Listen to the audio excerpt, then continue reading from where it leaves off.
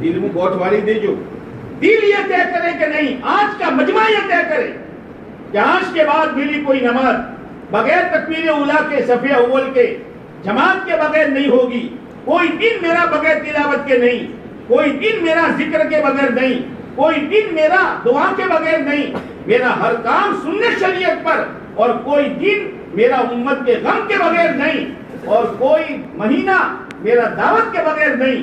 یہ دل میں طے کرے گا، اللہ کی ذات سے امید ہے اللہ آپ کو بھی قبول کرے گا، اور آپ کے ذریعے سے پتہ نہیں کتنی خیر پھیلے گی۔ آپ اس کو سوچ لیں۔ جی نے کہا حضرت میں کہ ہاں تو کھڑا ہوا، کہا دیکھو بھائی بیان کرنا تو مجھے آتا نہیں، لیکن حضرت جی مانتا نہیں، تو ایسا ہی بولے حضرت جی مانتا نہیں۔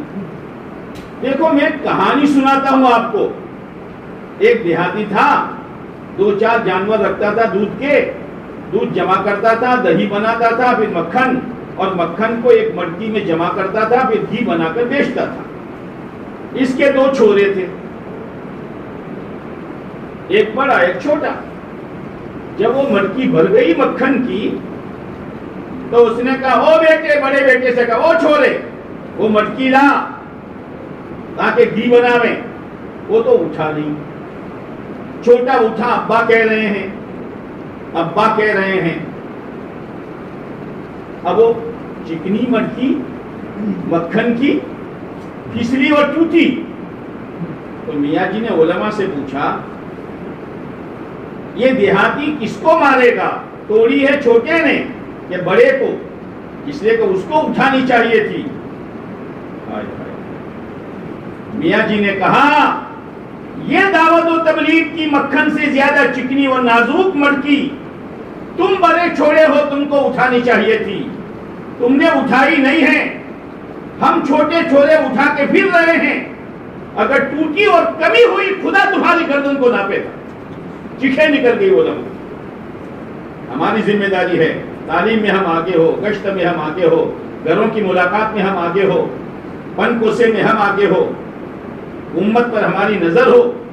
میرے دوست یہ ہماری ذمہ داری ہے، اپنی ذمہ داری کا احساس ہم پیدا کریں۔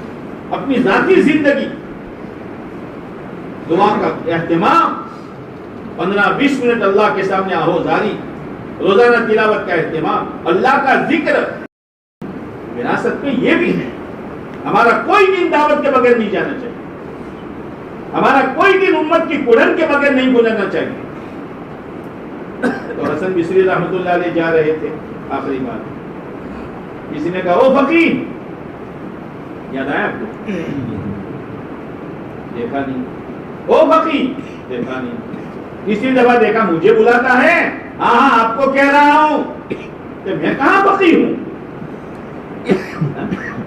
ہم کو بول گئے او مولوی، اللہ بلا میں حمزہ ہو جاتا، بولتے آوڑے سے کہتا ہوتا ہوں جی میں اچھا اپنی بات کرا۔ حالانکہ مولانا کے مقابلے مولوی زو مانا کا فقیر کون ہے؟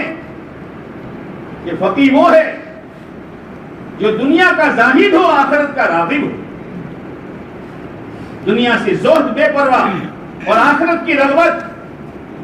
اور جو فقیر ہوگا اس کی علامت یہ ہے کہ آخرت کو آگے رکھے، دنیا کو پیچھے رکھے، یہ فقیر ہے۔ اس فقیر کے بارے میں آپ علیہ السلام نے فرمایا فقیہ واحد اشد الشیطان من الف عابد، کہ ایک فقیر شیطان پر 1000 عابدوں سے زیادہ بھاری ہے۔ کیوں؟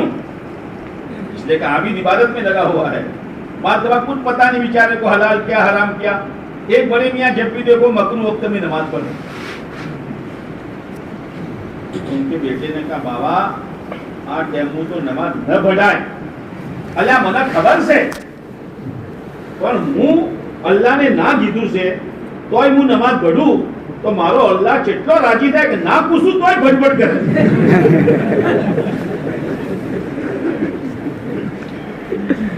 فقیر جو ہوگا وہ شیطان کے تمام داؤ کو توڑے گا، یہ طبقہ امت پر نظر رکھے گا، لباس بدلا ہے فوراً فکر کرے گا شیطانی داؤ ہے توڑو، عورتوں کے لباس چست ہو رہے ہیں, کرتے بے شرمی تک یہاں تک آ چکے ہیں.